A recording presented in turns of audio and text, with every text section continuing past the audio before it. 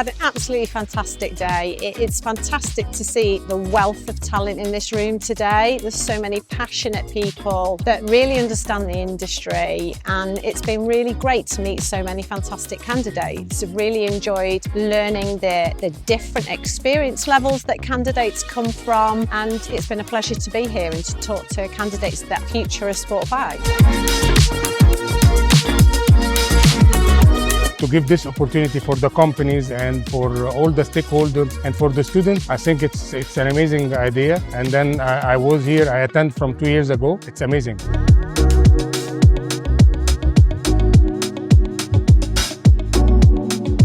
Well, iWorkinSport, the convention and job fair, is always a great place for Infront to not only present ourselves, but to meet fantastic talent from all across the world, all kinds of backgrounds and different levels. So it's just great to make these connections, get a lot of contacts. Yeah, so it's a very good opportunity for us. What was very interesting is that we have people from very different schools and different backgrounds. So that gave us the opportunity to assess also where and what people want to do in the sports industry.